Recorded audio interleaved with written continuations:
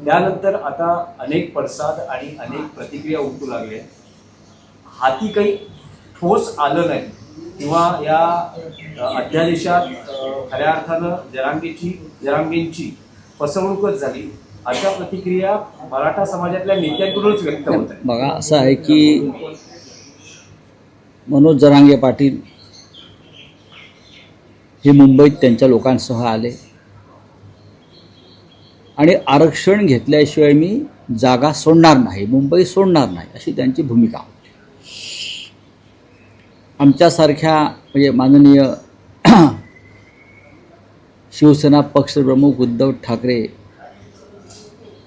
यांनी असेल किंवा मग मनसे प्रमुख राज ठाकरे असतील, मराठी संदर्भात काम करणाऱ्या, आस्था बाळगणाऱ्या दोन्ही पक्षांना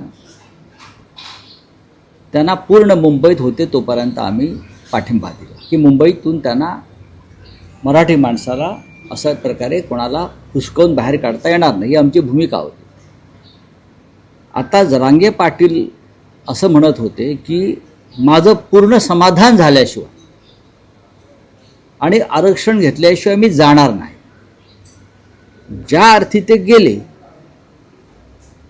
याचा अर्थ सरकार आणि त्यांच्यातल्या वाटाघाटी यशस्वी झाल्या आणि ते हसत हसत समाधानानं ज्या अर्थी आपल्या गावाला परतले. त्याच्यामुळे आता जर काही त्याच्यामध्ये वेडवाकडं झाला असेल असं त्यांचे, तर तो सरकार आणि मनोज जरांगे पाटील यांच्यातला मुद्दा आहे. या चर्चेमध्ये विरोधी पक्षाला किंवा विरोधी पक्षाच्या नेत्यांना कुठेही सहभागी करून घेतलं नाही, किंबहुना सरकारमधले जे प्रमुख घटक होते त्यांनाही घेतलं नाही. म्हणजे जे वाशीला गुलाल उधळत होते तेही या चर्चेत किंवा शेवटच्या टप्प्यात मला दिसले नाही. मुख्यमंत्री देवेंद्र फडणवीस यांनी हे आंदोलन, वाटाघाटी या फक्त भाजपच्या छत्राखाली होतील आणि याचं संपूर्ण श्रेय भारतीय जनता पक्षाला मिळेल यासाठी अथक प्रयत्न केले आणि परिश्रम घेतले. आणि जर मनोज जरांगे पाटील हे खुश होऊन गेले असतील याचा अर्थ त्यांना त्यांच्या मागण्या मान्य झालेल्या आहेत. आता इतर अभ्यासकांचं जे काय म्हणणं आहे हा त्यांचा मुद्दा आहे. याच्यामध्ये शिवसेना आपलं मत या क्षणी व्यक्त करणार नाही. मराठा समाजातल्या तरुणांना मनोज जरांगे पाटील म्हणतायत त्यानुसार लाभ झाला असेल, होणार असेल तर त्याचं आम्ही स्वागत करतो. पण या अध्यादेशामुळे ओबीसी नेतेही आक्रमक झालेले आहेत. काल लक्ष्मण हाकेंनी जी.आर. फाडला. मंत्रिमंडळामध्ये फडणवीसांचे आणि शिंदेंचे सहकारी, अजितदादांचे सहकारी छगन भुजबळ अनुपस्थित राहिले. त्यांनी त्यांच्या अभ्यासकांच्या माध्यमातून आता पुन्हा या जी.आर. छगन भुजबळ यांना राष्ट्रवादी काँग्रेस पक्षानं मंत्रिमंडळामध्ये जागा दिली नव्हती. ओबीसींचे नेते म्हणून त्यांना नरेंद्र मोदी यांनी विशेष लक्ष घालून देवेंद्र फडणवीस यांना सांगून मंत्रिमंडळात घेतलं. भुजबळ जे मंत्रिमंडळामध्ये आहेत ती अजित पवारांची कृपा नाही, ती नरेंद्र मोदींची कृपा आहे. नरेंद्र मोदी हे स्वतःला ओबीसींचे नेते मानतात, प्रधानमंत्री असले तरी. आपल्याला माहीत असेल, मैं ओबीसी हूँ, मैं ओबीसी का सबसे बड़ा नेता हूँ. प्रधानमंत्र्यांच्या तोंडी अशी जातीची भाषा शोभत नाही. मैं ब्राह्मण हूँ, मैं ओबीसी हूँ, मैं ये हूँ. आणि म्हणून भुजबळ हे ओबीसी असल्यामुळे नरेंद्र मोदींनी त्यांना सगळ्यांचा विरोध डावलून महाराष्ट्राच्या मंत्रिमंडळात घेतलं. आणि जर भुजबळच नाराज आहेत असं दिसतंय तर त्या संदर्भात मला असं वाटतं ते जाऊन नरेंद्र मोदींशी चर्चा करतील, प्रधानमंत्र्यांशी, कारण त्यांनी त्यांना मंत्रिमंडळात घेतलं आहे.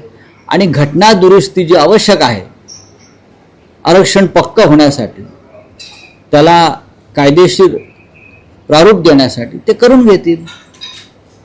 संघर्ष वाढेल जर असं झालं तर, कारण आधीच मला वाटत त्या संघर्ष वाढेल. संघर्ष वाढवण्याचा प्रयत्न सरकारमधले काही घटक आजही करतायत.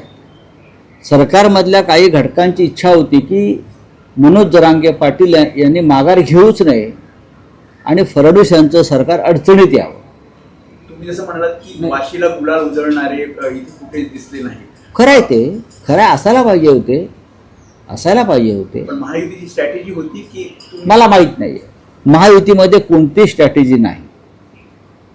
ते फार स्ट्रॅटेजीच्या गोष्टी त्यांनी करू नये. त्यांच्यामध्ये आपापसात ती सुद्धा जसं आम्हाला ते म्हणत होते रिक्षा आहे म्हणून, ही 3 चाकाची, ती सुद्धा 3 चाकाची रिक्षाच आहे. पण दोन्ही उपमुख्यमंत्र्यांना बाजूला ठेवलं, दोन्ही मराठा चेहरे होते. हे फडणवीस साहेबांना विचारलं पाहिजे तुम्ही, त्यांची राजकीय स्ट्रॅटेजी काय होती, खास करून शिंदेना दूर ठेवणं.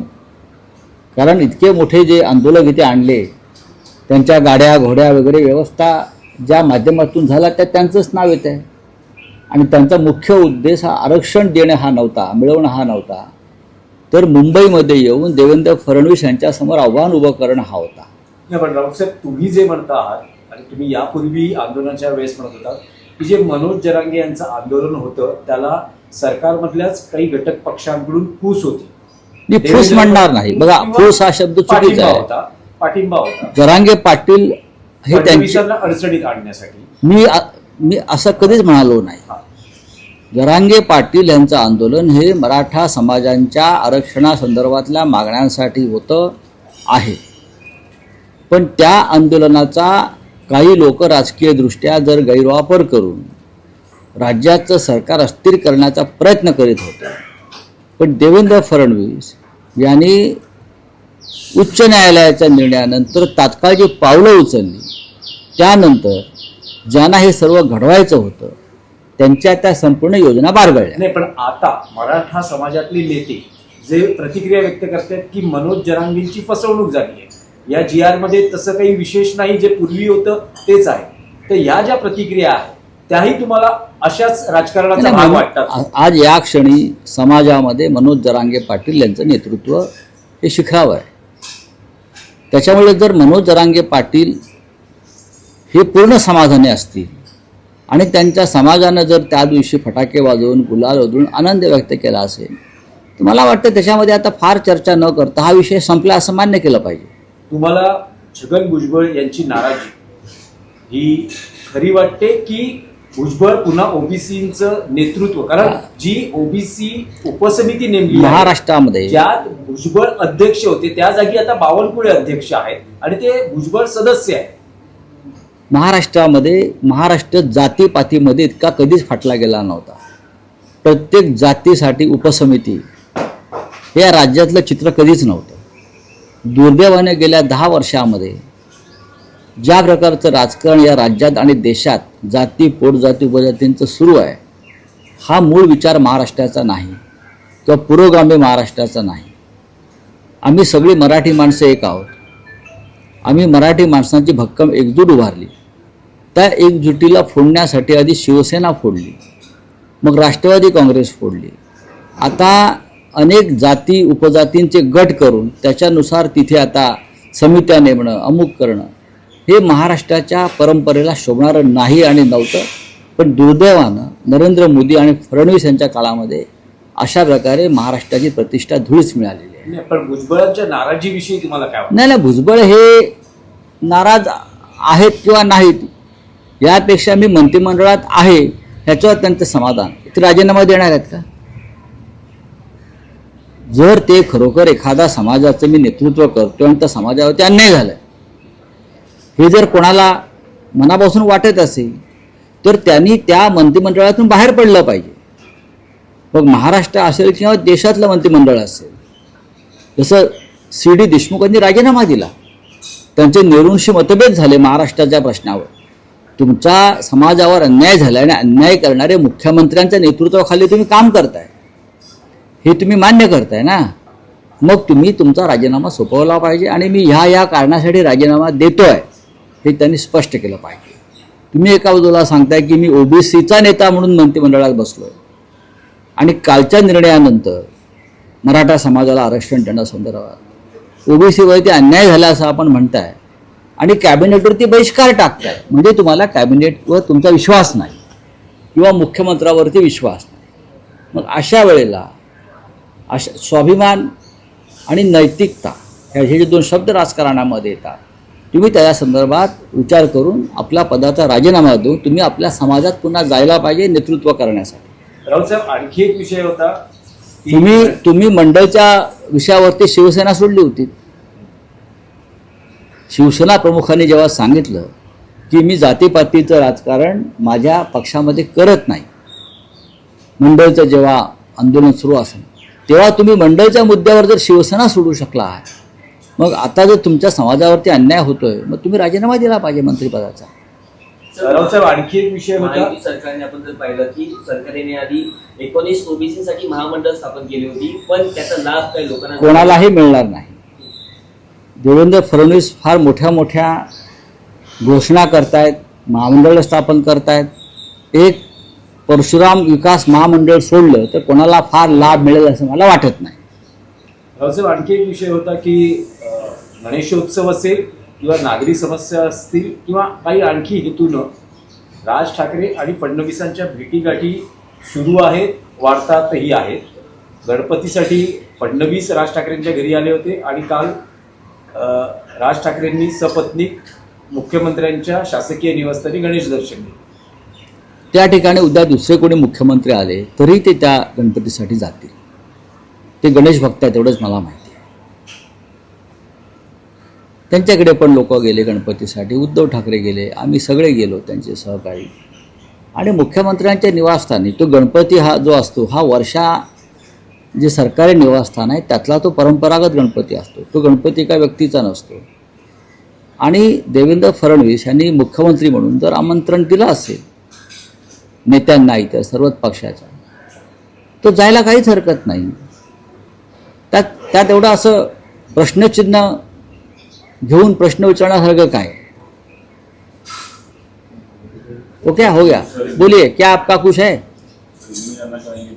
मराठा आरक्षण का नेता ने वापस ढूंढ गया, लेकिन ओबीसी नेता जो है अभी नाराज नजर आ रहा है. देखिए, महाराष्ट्र की सरकार है, देवेंद्र फडणवीस जी है राज्य के मुख्यमंत्री है.